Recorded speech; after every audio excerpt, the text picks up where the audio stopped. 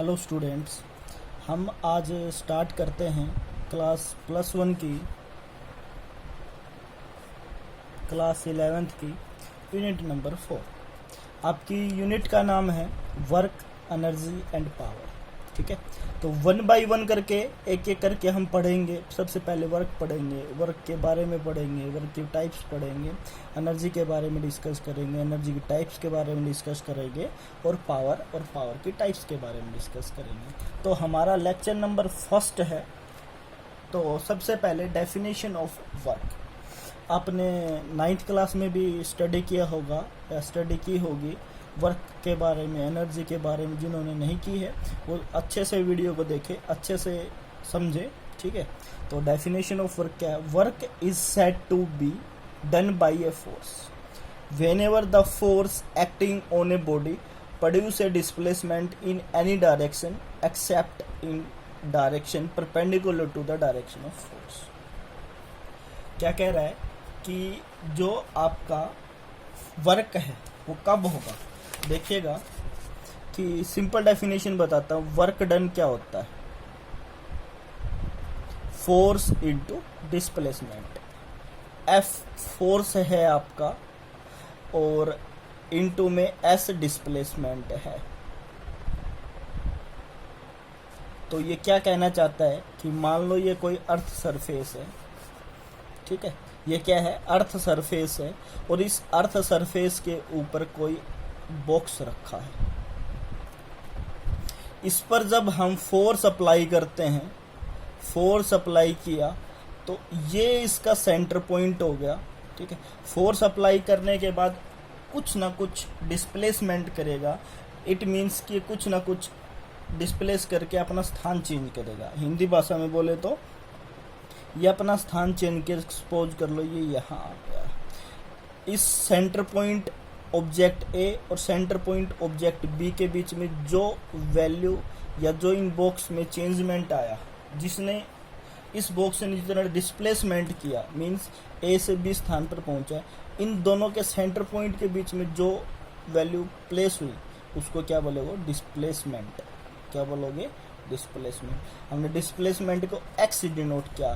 तो work done क्या हुआ कि कितना फोर्स अप्लाई किया और कितना डिस्प्लेसमेंट हुआ, इज कॉल्ड वर्क डन। तो अभी डेफिनेशन में भी वो बोला है कि work is said to be done by a force, कि जो वर्क होगा वो फोर्स के कारण होगा। Whenever the force acting on a body, की बोल रखा है ना, whenever the force acting on a body, कि जब किसी बॉडी पर फोर्स अप्लाई किया जाता है, प्रोड्यूस ए डिस्प्लेसमेंट। वो क्या प्रोड्यूस करती है? डिस्प्लेसमेंट प्रोड्यूस करती है। क्या प्रोड्यूस करती है? डिस्प्लेसमेंट प्रोड्यूस करती है। ठीक है, अभी फिर आगे क्या बोल रहा है ये? इन एनी डायरेक्शन, डायरेक्शन कोई भी हो, जिस डायरेक्शन में आप फोर्स अप्लाई करेंगे उसी डायरेक्शन में बॉडी डिस्प्लेसमेंट हो जाएगी, उसी डायरेक्शन में फोर्स अप्लाई करेगी। Direction perpendicular to direction of force, जो उसकी डायरेक्शन होगी वो फोर्स के परपेंडिकुलर होगी। ठीक है, ये बात आपके समझ में आई? बिल्कुल आई होगी। अब कंडीशन है कि work done by a constant force, कि जो वर्क डन है वो कांस्टेंट फोर्स अप्लाई करता है। कंडीशन फर्स्ट क्या बोल रहा है कि मेजरमेंट ऑफ वर्क डन, कि क्या करेंगे? मेजरमेंट करेंगे वर्क डन का when force act along the direction of motion, कि measurement of work done when the force acts along the direction of motion, कि वर्क डन करेंगे जब फोर्स अप्लाई होगा कि जिस डायरेक्शन में आपकी बॉडी का मोशन होता है उसी डायरेक्शन में आप फोर्स अप्लाई करेंगे। तो कंडीशन क्या है? फर्स्ट कंडीशन है, तो क्या पढ़ेंगे आप? Let us considered a simple case of constant force. Simple case है कांस्टेंट फोर्स का, F acting on a body. F किसी बॉडी पर एक्ट कर रहा है, जैसे मैं पेन से डिनोट कर रहा हूँ, एफ किसी ऑब्जेक्ट पर अप्लाई किया जा रहा है। We further assume that a body moves a straight line, कि जो बॉडी है वो मूव कर रही है, देखो स्ट्रेट लाइन में मूव कर गई, ए से बी ऑब्जेक्ट के पास पहुंच गई, in the direction of force through displacement x. Clear हो गया है ना, कि measurement of work done when force act along the direction of motion. फिर क्या करेंगे? लेट अस कंसीडर्ड करेंगे a simple case of constant force F. ठीक है, फिर बताता हूँ मैं एक बार कि ये केस सिंपल केस है कांस्टेंट फोर्स का जो हम अप्लाई करेंगे। We further assume that a body force act किया किसी ऑब्जेक्ट पर, ठीक है, अब उसने अपना स्थान चेंज कर लिया, डिस्प्लेसमेंट हो गया, कितना डिस्प्लेसमेंट हुआ, एक्स डिस्प्लेसमेंट हुआ है। तो वर्क डन क्या हुआ, magnitude of force into displacement, तो वर्क डन क्या हो गया, फोर्स इनटू डिस्प्लेसमेंट, ये आपका डायग्राम।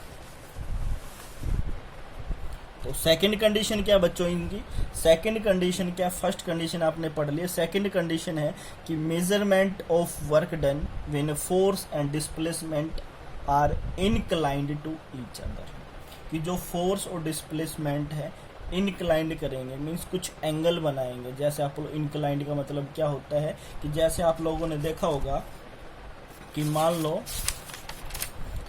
लो कि ये आपकी अर्थ सरफेस है और आप लोगों ने फिसलन पट्टी देखी होगी जहां आप छोटे झूले आपके स्कूल वगैरह में होगी, इस प्रकार से ये एक लैडर होती है, यहाँ से चढ़ के और यहाँ से आप फिसलते हो, तो उसके साथ जो प्लेन बना हुआ है उसको क्या बोलते हैं, हमें इनक्लाइंड। तो देखिएगा क्या कंडीशन गिवन है इसमें, लेट द फोर्स एफ, क्या है फोर्स एफ है, एक्ट्स अलोंग ए डायरेक्शन, कि वो फोर्स जिस कहाँ एक्ट कर रहा है, acts along a direction making an angle. ये आपके पास क्या हो गया है, ये देखो ये अर्थ सरफेस है, ठीक है, बॉक्स हो गया है और इस बॉक्स से कुछ दूरी पर एक एंगल बनता है, ये देखो इस प्रकार से मैं आपको दिखाता हूँ पीछे बना के, कि मान लिया भाई ये आपका क्या है, अर्थ सरफेस है, यहाँ बॉक्स रखा है, ओरिजिन ऑफ बॉक्स, ये एक एंगल बनाता है, ठीक है, ये आपका डिस्प्लेसमेंट तो ही रखा है बॉक्स का, ठीक है, ये क्या बनाता है, एक एंगल बनाता है थीटा। अब f एक रिजल्टेंट है, f दो कंपोनेंट में डिवाइड हो रहा है, ये fx में और ये fy में, fx में और fy में, ठीक है। इसी प्रकार डिस्प्लेसमेंट हो रहा है आपका, और f कंपोनेंट दो कंपोनेंट में ब्रेक, और एक x कंपोनेंट में और एक y कंपोनेंट में। तो इसने क्या कहा, फिर आगे भी जाके दो कंपोनेंट में ब्रेक हो रहा है, जहाँ डिस्प्लेसमेंट होने के बाद की बात कर रहा हूँ मैं, डिस्प्लेसमेंट के होने के बाद की बात कर रहा हूँ। Let f be acts along a direction making an angle theta, f जिस डायरेक्शन में है वहाँ थीटा बना रहा है, with the direction of displacement x as shown in figure, और उसकी डिस्प्लेसमेंट x है, f can resolve into rectangular component, f दो कंपोनेंट में रिजोल्व होता है। कौन कौन से कंपोनेंट में, f एक फर्स्ट कंपोनेंट है जिससे मैंने a से रिप्रेजेंट किया है, f x along the direction of displacement s, कि जो एफ एक्स है वो किस डायरेक्शन में है, जिस डायरेक्शन में आपका डिस्प्लेसमेंट है उसी डायरेक्शन में, और सच दैट एफ एक्स को एफ कोस थीटा से रिप्रेजेंट करोगे, किससे रिप्रेजेंट करोगे, एफ कोस थीटा से, मीन्स जिस डायरेक्शन में आपका, मैंने बताया पहले भी काफी बार, जिसके साथ एंगल बनता है, जिस कंपोनेंट के साथ आपका एंगल बनता है वहां एफ एक्स होगा, मीन्स एफ कोस थीटा। दूसरा कंपोनेंट बी से रिप्रेजेंट किया F Y along the direction perpendicular to the displacement X, कि जहां आपका एफ वाई बना है वो डिस्प्लेसमेंट के परपेंडिकुलर है, या आप ये कह सकते हो कि एफ एक्स के परपेंडिकुलर बना हुआ है, सच दैट एफ वाई से रिप्रेजेंट करेंगे वो कौन सा कंपोनेंट हो जाएगा, F sine theta. Got it, यहां तक कोई डाउट नहीं होगा। Work done bye component F x, तो एफ एक्स क्या हो जाएगा, F cos theta into S cos theta हो जाएगा, जिस डायरेक्शन में डिस्प्लेसमेंट उसी डायरेक्शन में हो जाएगा। अब work done by Y component, Y component में क्या होगा, क्योंकि वहां कोई डिस्प्लेसमेंट नहीं है, क्यों भाई, देखो डिस्प्लेसमेंट किस डायरेक्शन में है, एस डायरेक्शन में, तो एफ एस कोस थीटा हो जाए। बिल्कुल समझने वाली बात है कि वर्क डन कौन से कंपोनेंट में हो रहा है, किस डायरेक्शन में हो रहा है, एक्स डायरेक्शन में, सॉरी एक्स एक्सिस डायरेक्शन में है, तो आपका एस जीरो नहीं होगा। लेकिन हम वाई कंपोनेंट की बात करें, इस कंपोनेंट की बात करें, तो इस कंपोनेंट की डायरेक्शन में कोई डिस्प्लेसमेंट नहीं हो रहा है, तो एस की वैल्यू जीरो। तो आपके पास टोटल वर्क डन क्या बचा, total work done by a force F is given by, तो वर्क डन क्या हो जाएगा, work done by force F x plus of work done by force F5। Work done by force Fx तो ये है, और y कितना है, 0 है, क्योंकि 0 प्रूव किया हमने अभी अभी। तो वर्क डन क्या हो गया, Fs, ठीक है। तो F कोस थीटा इंटू में s, वेक्टर फॉर्म में लिखे, वेक्टर फॉर्म में क्या आ जाएगा work done, F vector dot sy, dot के फॉर्म में आ जाएगा। तो ये आपका वर्क डन था, ठीक है। और ये वर्क डन के दो टाइप्स थे, किस डायरेक्शन में हम मेजर करते हैं, किस डायरेक्शन में ये मूव करते हैं। तो आज के लिए इतना ही, बाकी के लिए नेक्स्ट क्लास की नेक्स्ट वीडियो देखिएगा। आई होप कि आपको सब कुछ क्लियर होगा, ठीक है। तो thank you, have a nice day.